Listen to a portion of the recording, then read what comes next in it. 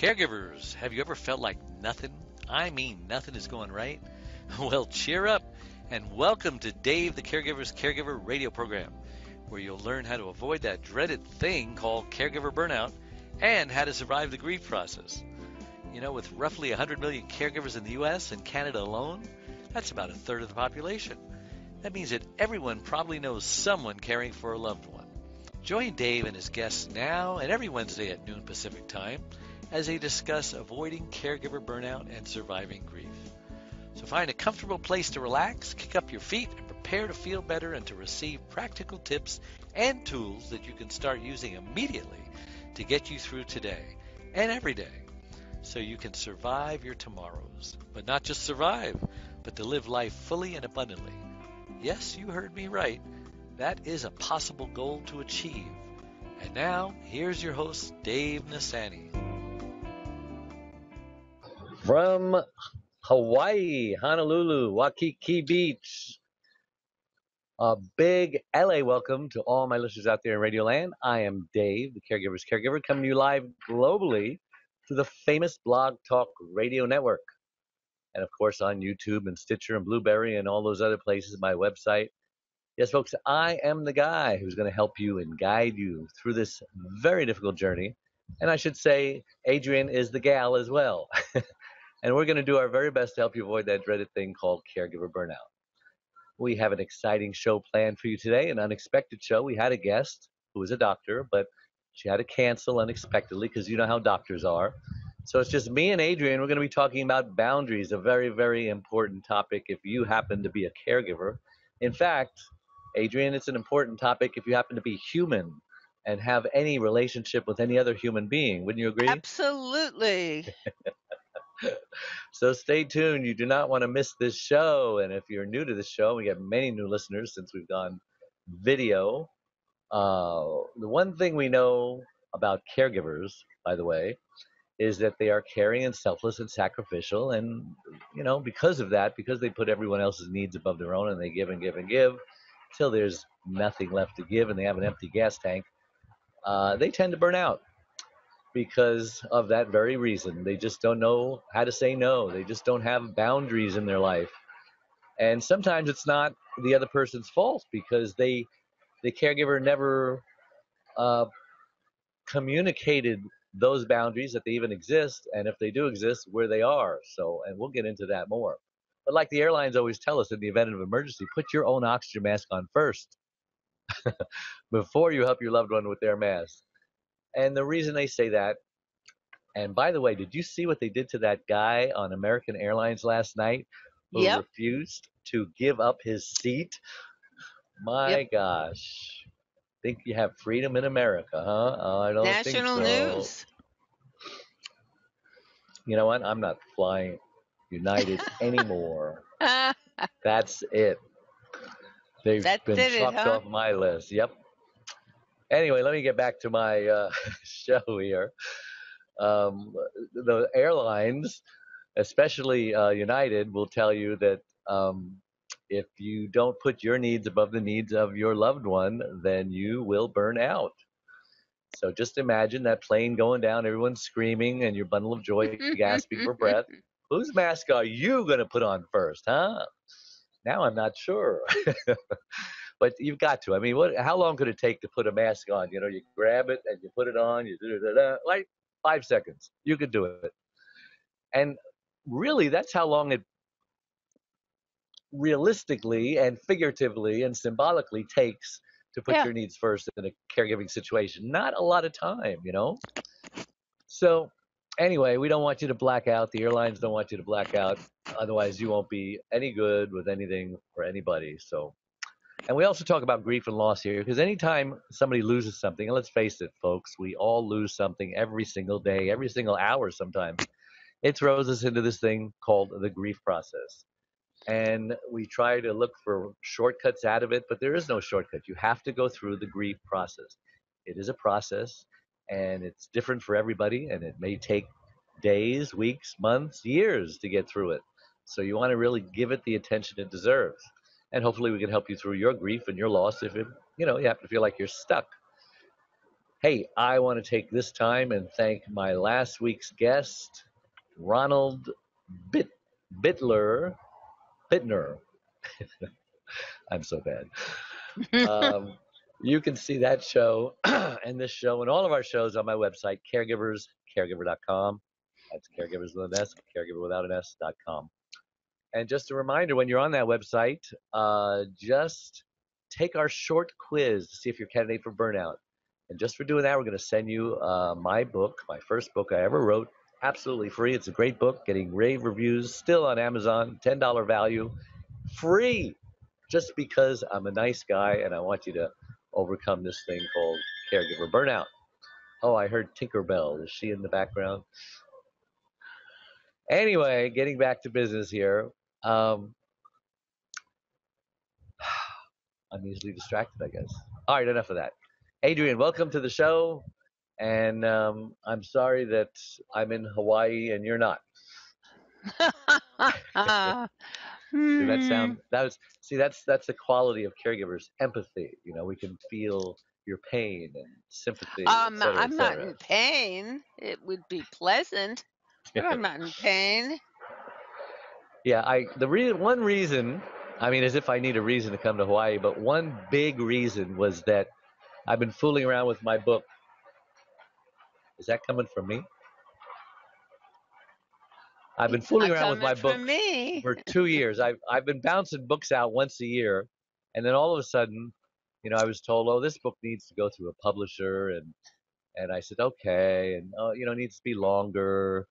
I said, okay, and says it needs to have a higher, quality of writing. I said, okay, and 2 years later, uh, the book's still not out there. And finally, I Have an said, you ed- know what? What? you have an editor?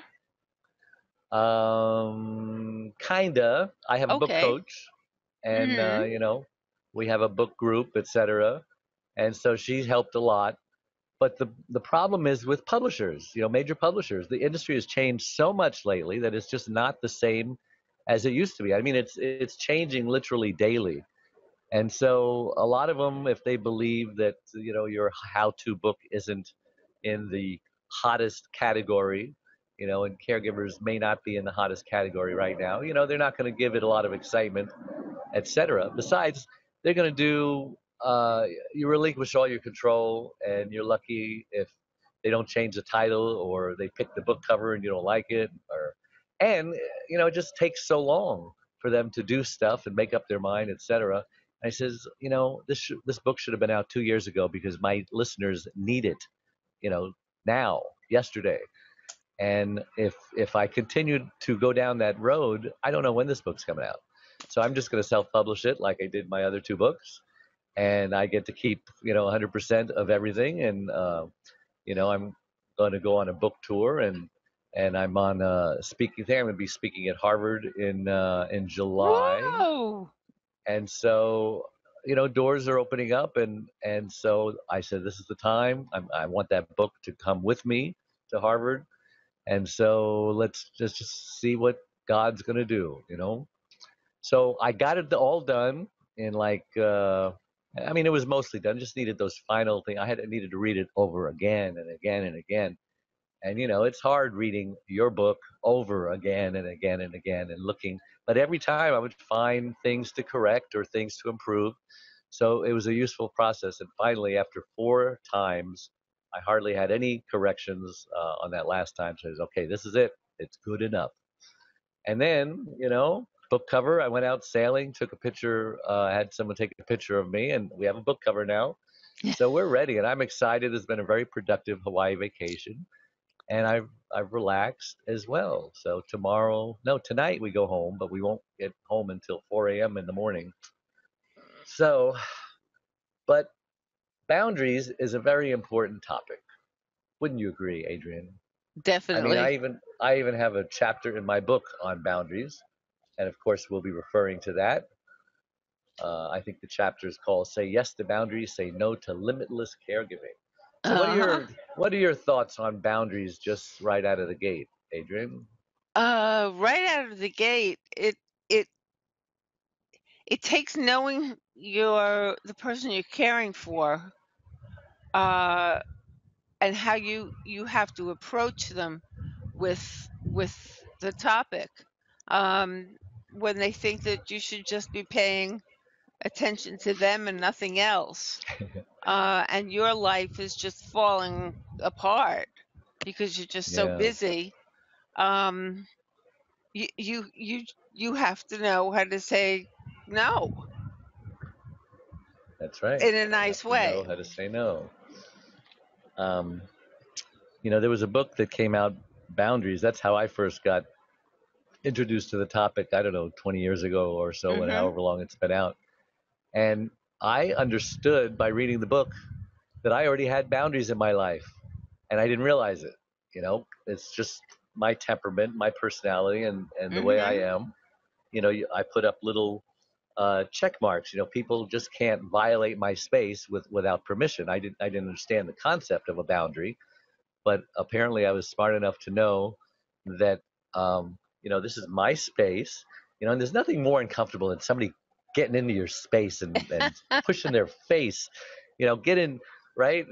They're in your space and they're in your face. That is so uncomfortable, and it's like, excuse me, at least an arm length, thank you. uh, but caregivers just naturally are self-absorbed. They're very self-centered, and they didn't used to be, perhaps. Maybe they did, but they don't necessarily had to have been. But now all of a sudden they're in need, and whenever someone's in need, it's all about me. It's all about not me, but all about them.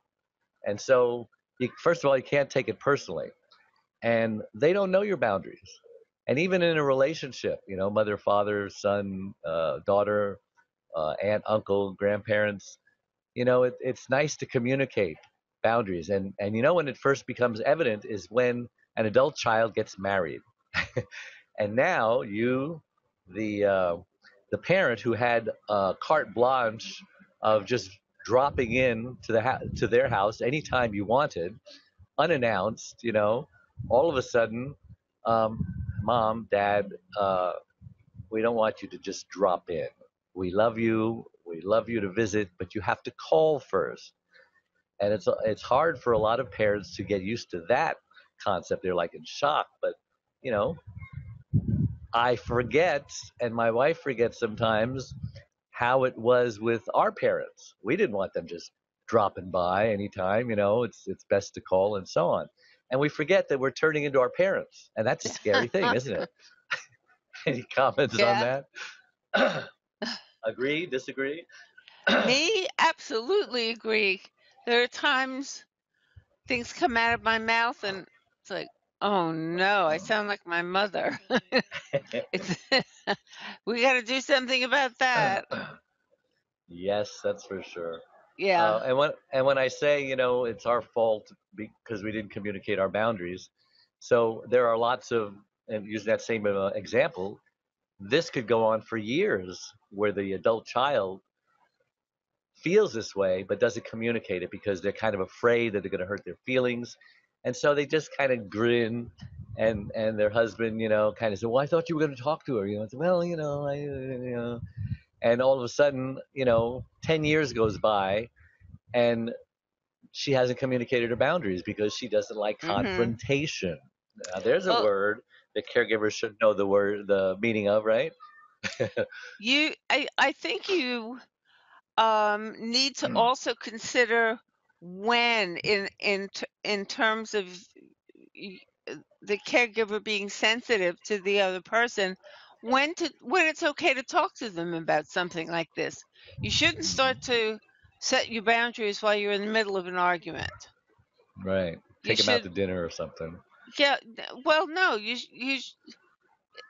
with my mother, for example, um, she would she would be insulting to all these people that I was close to, her friends and my husband and whatever. She would just say whatever she wanted to, not care about my feelings or his feelings. And basically, I finally just had to tell her, if you don't stop talking about them the way you are, I'm not coming down to Florida once a month for a week to take care of you. I won't. You must get control of this. I've heard it for 40 years. I don't need to hear it anymore. And she stopped because I was very firm about that boundary. What was her initial reaction? Was she defensive, argumentative? No, I think because I waited and she saw that I had put up with her nonsense for so long, when I finally was able to communicate what I needed her to do for me, she listened and basically just said, "Well, okay." And You know that. for the most part, she was able to do it. She slipped from time to time, but it was much better. But to get someone to hear you, you really have to craft what you want to accomplish before you go into talking. I was gonna say that's why shows like Everybody Loves Raymond is so popular because Yeah, here we have a situation where Raymond's just kind of a wuss, you know, and he won't tell his parents or stick up for his wife, and they right. just pop over any old time. In fact, they moved far away from them in an apartment on the other side of town. And if you remember, there was an episode where they bought there was a house for sale right across the street from the parents, and they Hmm. bought it for them. It's like now you can be with us, you know, and it's like oh my gosh. And so how many stories are so common like that? You know, we just don't want to confront. Now, Hmm. confrontation can be a good thing and it can be a bad thing, right? Yeah, So give me your ideas of how much confrontation should a caregiver have in their life. You know, should they be confronting people all the time, you know, defending their rights, and or they should be like Raymond and not do it? I mean, where's the balance? I I just I find that you if you're consistent and not necessarily confrontational, but if you just ask for something and you don't feel that person heard you, next time the situation comes up, you just say what you have to say again. And then, I mean, after it's gone on for a while, if they haven't listened to you, a lot of people just turn people off and can't hear them when they're saying things that they don't want to hear. Um, but before you really get combative, say, look, I've told you and asked you 6 times, 10 times, would you please do this, or would you please not do this? It's really important to me, and if there should be a consequence with a boundary.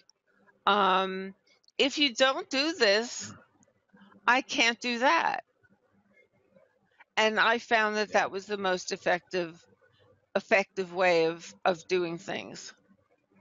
Yeah, it's so true. There has to be a consequence, or else you know they're just going to continue walking all It's over you, or that whatever it happens to be doing. Yeah, that's your tool, the consequence. That's the threat. It doesn't have to be it's not like, if you don't do this, I'm going to beat you to a pulp. That's not what you're saying. But if you don't do this, I'm going to have to get somebody else in here to help you. Or Yeah. if you don't do this,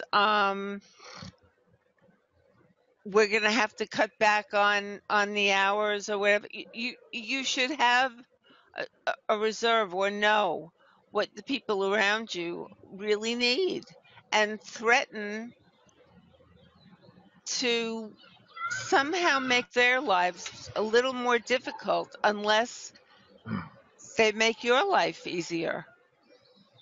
Yeah, and really, this is the concept of tough love, isn't it? You know, which Yes, originally came out of drug addicts and Right. and the enablers, Yeah. and how Al-Anon got started, because they found that the loved ones of alcoholics and drug addicts really have the same quote unquote drug problem as their loved one. Even though they're not taking drugs, the drug becomes the individual who's taking the drugs.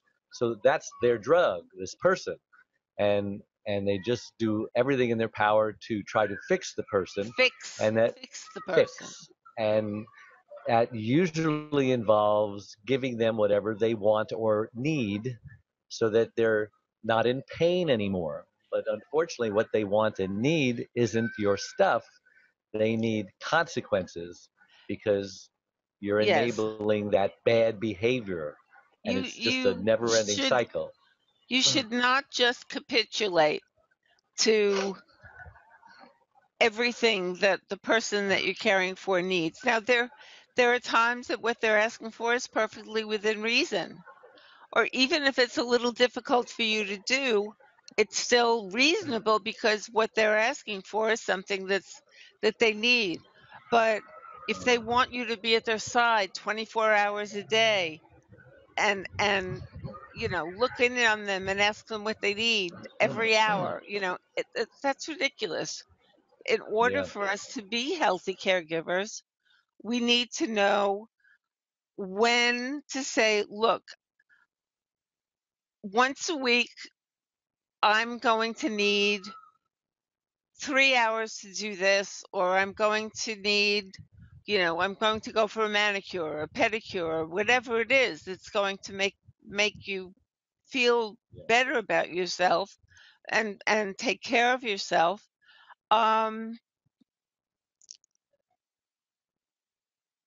they they need to know that this is as important to you as being good to them. It's like I can't continue to care for you in the way I've been caring for you if I don't have something for myself.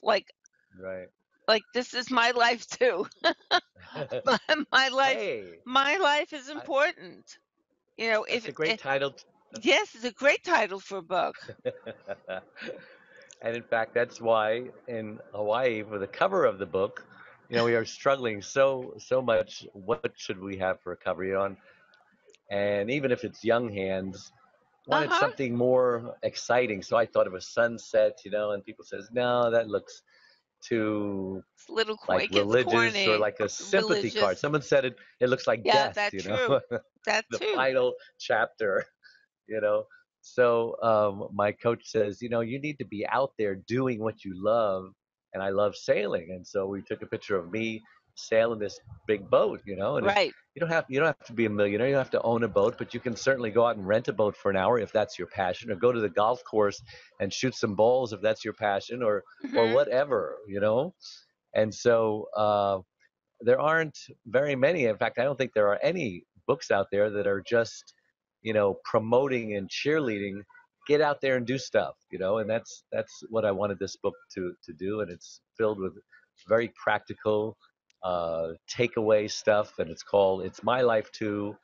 I'm not totally certain on the order of the other one, but it's basically when to say yes, when to say no, to thrive in long-term caregiving, and it'll be out June 1st. And we're really excited because we've waited way too long to come out with it. I apologize, everybody. And I just wanted to share a story because I asked, does confrontation have to be like this big, heavy thing? No, it can be like I'm talking right now in the very tone, four, Yeah. five, 6 lines. And I'll give you an example because, like I said, Charlene's mother doesn't listen to the show, so I know I'm safe. Um, about 10 years ago or so, Charlene's mother can be sometimes a little paranoid. If something's missing, no, she didn't lose it. She knew that she put it there. Someone must have stolen it, and that's just getting worse and worse as she gets older. And they think it's, a form of dementia. And so for about a year, she was hinting around that, telling all her friends and family that Charlene was over, and she just knows she took some pictures that she shouldn't have, and she just Ooh. wants them back, baby pictures, one-of-a-kind pictures that she just values so much, and they're Right. gone, and she just wouldn't let go of this bone, and we would say, I searched, and we don't have the pictures. I'm just being very nice, for a year, and just saying, uh, you must be mistaken. They must be hid. I mean, her garage is a mess, boxes everywhere. She says, maybe sometime we can help you look for them. But no, she just wouldn't let it go. And finally, after about a year, we could be talking something. And then all of a sudden she'll just break in and say, I just miss those pictures so much. If you would just give them back, da, da, da. And then finally, I was up to here. I've had enough. And I just says, listen, I didn't even know what I was going to say, but it was going to be, it was going to be Listen. life changing. And I says, we don't have the pictures. Charlene didn't take the pictures. And if you continue to bring this up, you're going to damage this relationship. And she didn't take the hint. She just continued. I says, all right, listen, uh, we're not going to talk to you anymore as long as you continue to do this. Okay. And I just hung up the phone. Boom. And Charlene's just looking at me like white as a ghost. I says, because I did what she wanted to do, but couldn't. Right. Because she, you know, Uh-huh. women and their mothers, I don't know, there's just some strange connection with those two that it's like, oh no, she can make my life miserable, which I don't get. Because me, I could just turn things off. It's okay. Like, I don't know if you ever watched the Shark Tank. There's a Yeah. bald guy in there. He calls himself Mr. Wonderful. He says, "You're Yeah. dead to me," and that's I can do that. If somebody is not productive in my life and they're doing bad things, Yeah. all right, hit the switch. He's dead to me, and he no longer exists, in my mind. And I only do that with really bad people, so don't think I'm a bad person. So this went on for 3 years. After this, we did not speak to her, and she did not speak to us because, of course, we offended her. I hung up on her. You know, 3 years we did not speak, and it was the most peaceful 3 years of our life. I must tell I know the feeling. I know. Really. Yeah. So then one day, now she still thinks Charlene took him. One day, Oh God. her son, Charlene's brother, called and says, Mom's having a family reunion, just out of the blue, and she thinks it would be really nice if you joined us. Now I don't know if she really thought that or if Right. he was saying it or whatever. He's the It's peacemaker the trying to get the two peacemaker. together. Yeah. So I said, okay. So we drove 2.5 hours to go to this family reunion, and it was pleasant. Everyone was on their best behavior, and it was nice, and that started the relationship up again. And so now we see her much less frequently, maybe twice a year, and maybe talk on the phone maybe once a month or once every other month. But that's better than zero, you know. And so she, to this day, she still thinks that Charlene took him. Now, even though she actually found one of them, Oh, and she did. told, That's beautiful. Yeah, I but love what she that. told her sister? She says, "I wonder how David snuck in here and And put this put picture one underneath." back. Yeah. So, and I could share another story, but I better not, just in case. You got any stories of your own, Adrienne? Oh, not with boundaries. Oh well, yes. There is actually. Because everybody is dead that I'm gonna be that I'm gonna be talking about. My mother and I were out to dinner at a kosher delicatessen, her favorite one. And I was a long distance caregiver, and I came down from New York once a month for a whole week. And my husband paid for the trip. He paid for the car. He paid for the hotel. He paid for everything. All my expenses. He paid for everything. We were at this deli, and a man walked by who was such a slob. And my mother said, he reminds me of Steve. That's my husband. And I just said, "Do you have any idea what you just said and how much that hurts?" I said, "You have to realize, if it weren't for him, I couldn't be here. Don't ever say anything bad about him again, or I will stop coming." That was always the the the thing that would make her capitulate, was, "I won't come again." And it was a threat, but it was not an idle threat. And that's one thing you have to know when you're setting a boundary.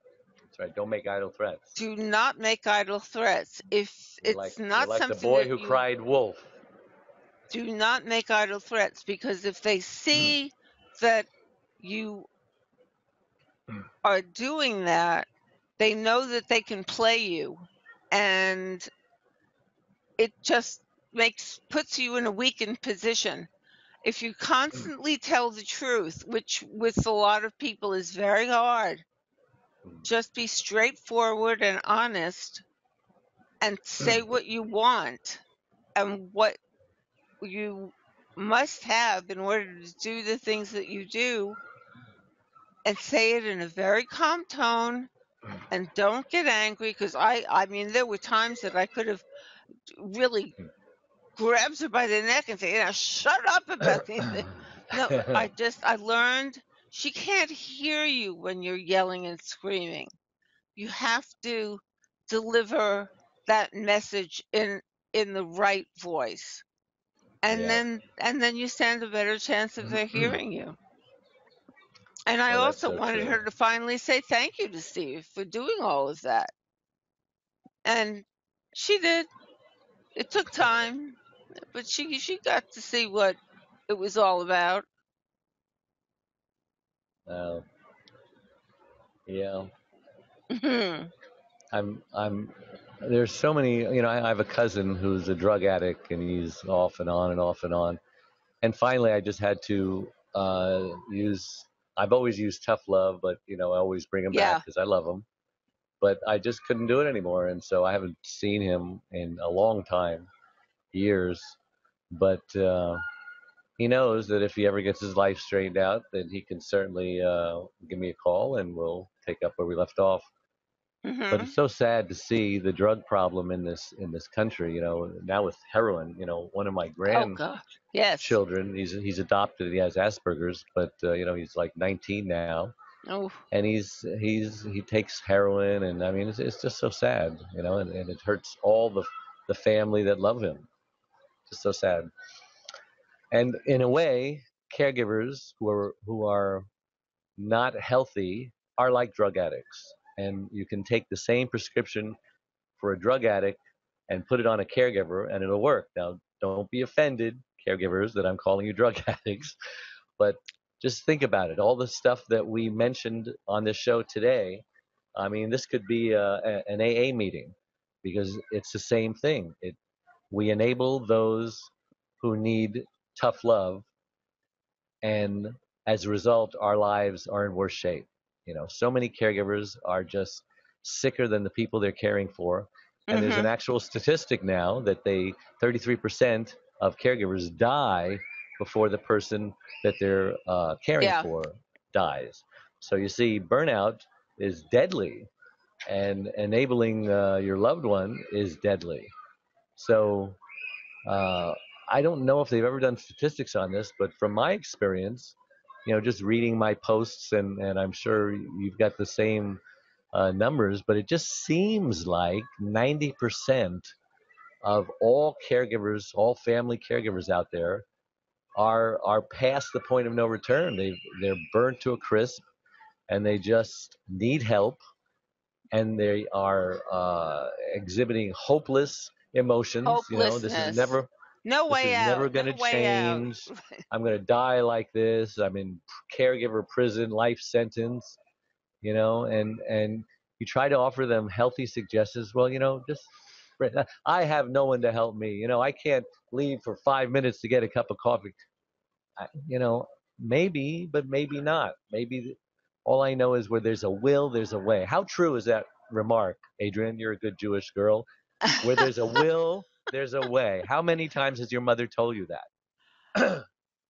No, my mother she was an odd duck. That, and I mean, I had to live my life as do unto others as my motto, because I I I just saw what she did with her life and how many people she, offended and turned off, and how alone she was. And I learned a lot of lessons from her bad behavior, but her bad behavior continued while I was taking care of her. And that just wouldn't do, because I was always the problem child who did the things that she didn't want done. I didn't live up to her expectations, and so The she black was sheep. always, yeah, well, more or less. Um, but she finally came to see that I was the one who came through for her, and um, I only could do it by saying, look, I can't stay with you. I have to have my own room at a hotel where I can go at night and be alone and take care of Right. whatever business I have to do. She had somebody to stay with her. It's not as though I was neglecting her and leaving her alone, but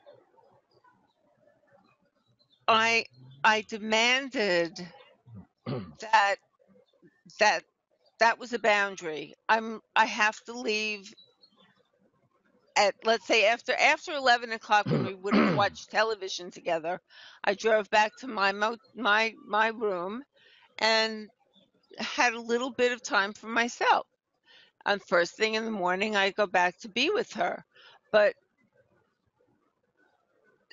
it was also with Steve and his mother, two cancer patients who I took care of at the same time. Sylvia thought I was good as gold. I mean, she was totally the opposite of my mother. And I my problem with them was that the mother and son were always fighting. And I couldn't take being around the two of them, which was something that I had to do. I needed to be around the two of them. So there were new boundaries that I had to come up with there.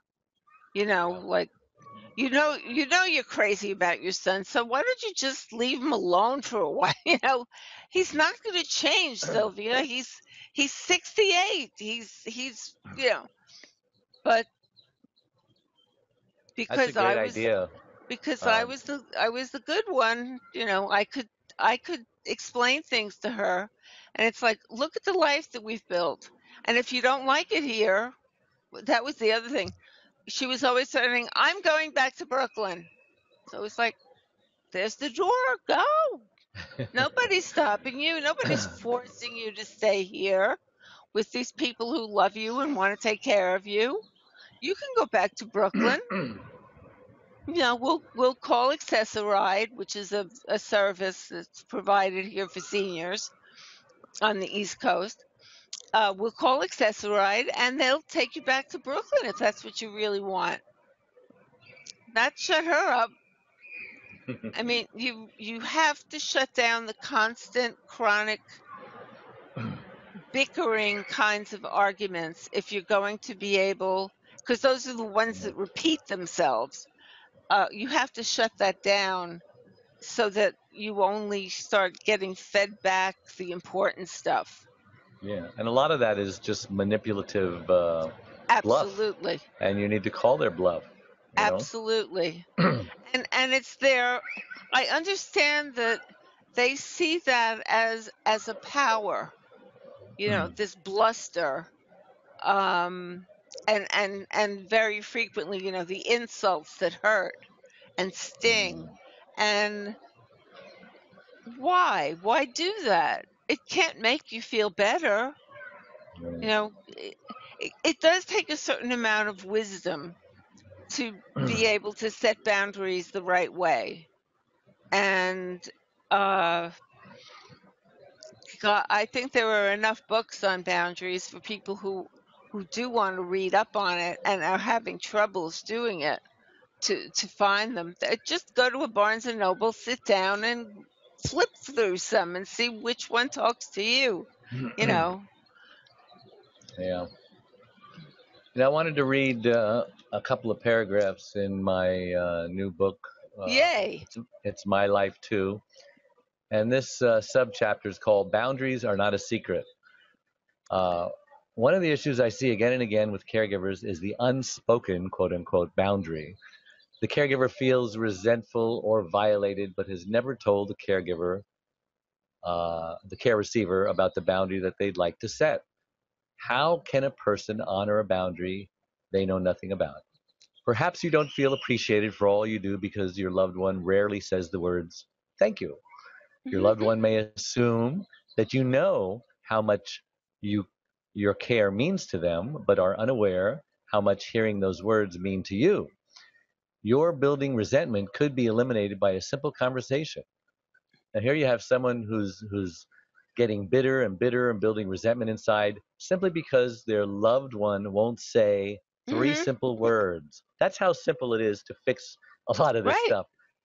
You know, thank you or I love you, you know, two simple words. That's even easier. And so if you let your loved one know that hearing thank you is something you need, a boundary you need to set, he or she may be happy to oblige. However, if your loved one continues to be unappreciative of your assistance, you may need to take a stronger stand. And that kind of scares caregivers taking stronger stands because they don't like confrontation typically. Now, it's not appropriate for you to withhold what your loved one needs in order to get the appreciation you want. That would be abuse. That would be cruel, right? However, you can set out consequences for their lack of regard, such as spending less time in the room, as long as they don't physically require your presence. The example I'm using is not a serious one to most caregivers. However, I do know of situations where the care receiver is demanding, disrespectful, and difficult. In these cases, clear boundaries with consequences are required. Otherwise, you will grow more and more resentful and be more likely to burn out. And I tell in the book about this funny story about this husband who never says "I love you" to his wife. They've been married 50 years, um, and so finally she just couldn't stand it. She goes, "You never say you love me. Don't you love me anymore?" And he, without even stop reading his newspaper, he just grunted out, "I said it 50 years ago when I married you, and if anything changes, I'll let you know." and and that's kind of how it is with a lot of these relationships, you know. But if and I guess she put up with it for 50 years, she might be able to put up with it for another 50 years, but maybe she's reached her point, you know. Maybe that's the straw that broke the camel's back. And that's why you see a lot of divorces after multiple years, 30 years, 40 years, 50 years, because they're just sick of it. And I wanted to say about you know, where there's a will, there's a way. And this is in my own life. I've discovered, you know, I don't like getting up early because my wife, her, you know, she has insomnia, so we typically get to bed late, watching TV, you know, till 1 or 2 a.m. And so it's hard to get up early. And so those days that I had to be up early for work in the morning, I just remember, oh, I can't get out of bed. Oh, there's no way I can get out of this bed. And then I remembered, wait a minute, today's Saturday. I was going to go skiing. And I loved skiing in those days before I broke my ankle on my bike, not skiing. I remember all of a sudden something happened to me. I got motivated. I jumped out of bed and you couldn't stop me. I had adrenaline pumping through my veins. So don't tell me that you can't control, you know, what you want and what you don't want. For those caregivers who say, oh, there's no time to do this, there's no time. You know what? If you want it bad enough, if you're motivated bad enough, you will make a way where there is no way, you know, and God will help you because he opens doors that no man can close and closes doors no man can open. And that's just testimony of the human spirit that they can make anything happen if they wanted to happen. If you need to get away like you did to a hotel room for 3 days, Right? and you've got someone who can come in with adequate care. No, it won't be perfect care. It won't be as good a care as you can offer, but it will be adequate. You know, they'll come back and the person will still be alive. Wouldn't have starved to death and they wouldn't be dehydrated. They would just maybe be bored or whatever. But absence makes the heart grow fonder, and they'll That's appreciate right. you more when you get back. Hmm. So that's my take on it. What do you got to say? No, I agree. Um, that and you don't have to necessarily move out to a hotel for 3 days to make yourself more appreciated. But when people see that their behavior is not making it is making you less available emotionally, like you're just going Mhm. through the motions and doing the things that you have to do, but there's no contact, no connection anymore, Yeah. because you're just doing it. uh, that will also show them that absence makes the heart grow fonder, that they'll really Okay. miss the gentler side, the more intimate side, because the relationships are very valuable to these people, and Yeah. eh, they don't they don't say, thank you and I love you enough, but you can sort of tell them, I know you really appreciate me, but it would be nice every now and then if you let me know that. Just said thank Yeah. you, simply. And not And everybody don't needs do that it thank when you you. and don't do it when you're angry. You should not do any of this when you're angry. It should be Yeah. done with a cool head. Yeah. And like I said, not all of us need to hear that thank you. I mean, I don't. I can go on because Yeah. I know they love me, and but some people really, really need it. And if you're one of those people that really need it, then it needs to be on your priority list of things that are non-negotiable. Zero It tolerance. it's very easy to feel taken for granted. Yeah. You know, you've been there for so long, you'll still be here. No, I might not be there. If it's It's not a veiled threat, though. Again, I'll Right. repeat it. It has to be something that you would really be willing to carry out.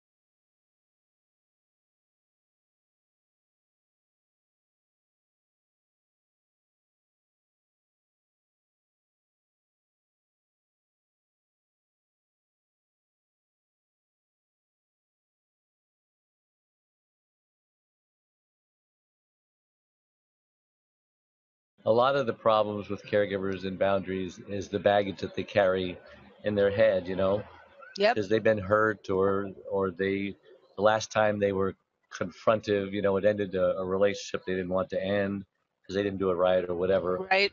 But I love the story about the little baby elephants. If you've been to the zoo, you've seen that they tie little baby elephants up with a stake tied to their little foot, the same stake that they tie the big elephants to. And of course, it's too strong for a baby elephant to pull that stake up because they're not strong. But to use the same thin cord to tie this mammoth guy to the ground, I remember asking my dad, that elephant can pick that up anytime they wanted to. Why don't they use a thicker cord? And I remember the answer, and I never forgot it. It stuck with me. Is that big elephant used to be a little elephant, and they say elephants never forget. An elephant has a wonderful. It's like my mother-in-law. She never forgets. She's got it all filed somewhere. And Mm-hmm. so this baby elephant who grew up, they remember that they tried to pick their foot up and the cord was too strong. And so they just logically, naturally uh, assumed that they could never, ever, ever do it. So they just gave up forever, never to try it again. And that's why a giant adult elephant doesn't need a big, heavy rope because they have been brainwashed, so to speak, that they will never be able to do that. And caregivers are the same way. Whatever their hang up is, their mind from their childhood or from, an abusive ex-spouse or even from an abusive ex-caregiver, or maybe from an abusive current caregiver, Mm-hmm. uh, they just think it's hopeless. I've tried to fix this. I've tried. They just argue. Well, that's because you didn't try right. You didn't use the tough love with consequences. Consequences really do work. And so, if you're really having trouble with this, I suggest some great books like um, Tough Love and Boundaries, and there's probably 100 others out there. But this stuff works, and I'm very very skeptical when a caregiver tells me that nobody is willing to help. You just haven't made the offer sound enticing enough. I mean, if you happen to be a massage therapist, barter. Say, you know what? If you watch Mom for 3 days in a row, I will give you a 2-hour massage every week for a month, or something like that. There are so many ways that you can be creative to get this to Mm-hmm. happen. I mean, if I were to offer a caregiver $1 million cash, if he can get someone to help them out for, a day or a week or whatever, I guarantee you that they would find a way, right? Well, I would. I just think that they'll they'll also come up with a million excuses for why they're the only ones that can do it and nobody else can, and they can't. They just can't not do it. They and, can't set and a that's boundary. called It's going to hurt too much. They don't consider how much it's going to hurt them if they don't set a boundary. and that's called It's the martyr complex or martyr syndrome.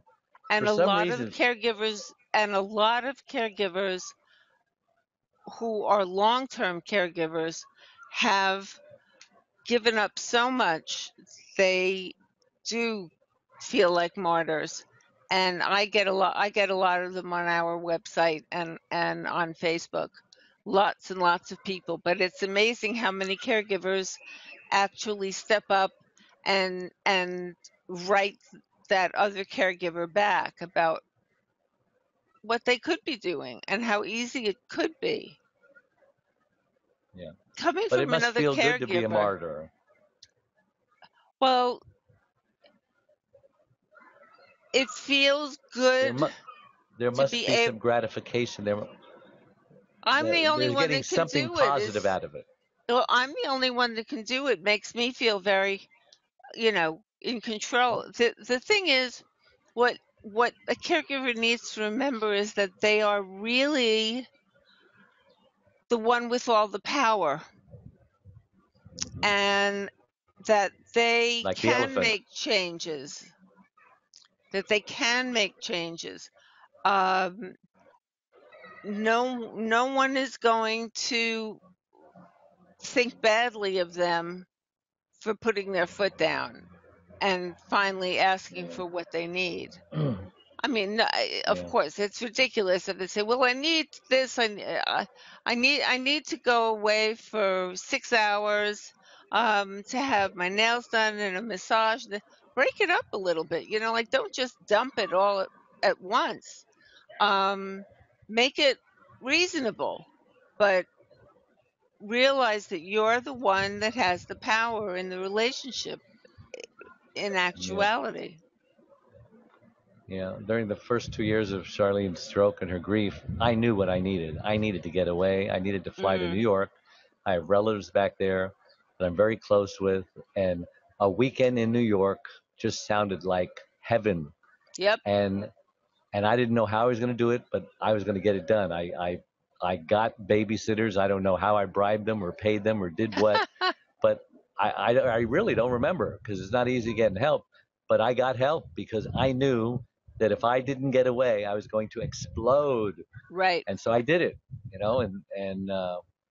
and so I don't even remember what I told my wife because she didn't want me to go. I might have. Of course not. I don't remember what I told her, but I hope I didn't lie to her. But I might have. You never know. But All I know is I did what I had to do. You ask for what you really need. You somehow find a way to get what you really need. Yes. Yeah. And I didn't want to explode. I didn't want to be a martyr. I didn't want to spend the rest of my life saying, "Well, this is the way," because I know people like that. Yeah. And I don't understand what feels good about that, but apparently there are so many people that do that. It feels good. It's like the so-called emotional overeater. Person who can down a gallon of ice cream in one setting because they just got fired or their boyfriend just dumped them, and I know a girl who got dumped, got divorced, and she was very beautiful, and she just started eating gallons of ice cream, and then she blew up like a balloon, and she's happy now because no guy's going to try to pick up on her, and so she's not going to get hurt, right? And so she's safe now because she looks like an elephant, and it's the ice cream that did it, and it's just people must get that same comfort from being a martyr. Yes. And I personally don't get it, but you know what? For those of you who are martyrs, who are thinking about being martyrs, don't do it. Yeah. Don't go there. It becomes a very, very good excuse not to do the things that you really want to do that would take some effort on your part, like to earn enough money to go take the vacation that you really need. Instead, I can't do that because of my mother. I can't do that because I'm doing this or that. And that's not true. Yeah, I call that the Eeyore mentality. Eeyore the donkey. Yeah. Oh no, it's not gonna work anyway. Right. Might as well not even try. I guess I'm just supposed to do this the rest of my life. I'm sure I hope I have crowns in heaven because I hope someone's seeing what I'm sacrificing in the next life, that I get a mansion or something, whatever it is. Yep. And yeah, they may get a mansion in the next life, but my gosh, what are they just throwing away this life? All right. Well, why don't we wrap this up? Why don't you tell people how they can get a hold of the great Adrienne Gruberg and her caregiver space? So much wisdom there. It's Adrienne, ADRIENNE, at thecaregiverspace.org, and the website is www.thecaregiverspace.org, and the Facebook page is The Caregiver Space. And within that, there are now communities for, special sections, special needs. That's growing fast too. It's terrific. I'm impressed how many there are. What are there, like 10 of them now? At least, yeah. And I'm Dave Nasani, the Caregiver's Caregiver, and that's the caregiverscaregiver.com. And that's all you need to know. That's everything's there. My email, the show, the blog, the books. So thank you so much for tuning in, and we are going to be here again next week at this time. So Adrienne, thank you, You're and welcome. we'll Thank see you. everybody next week.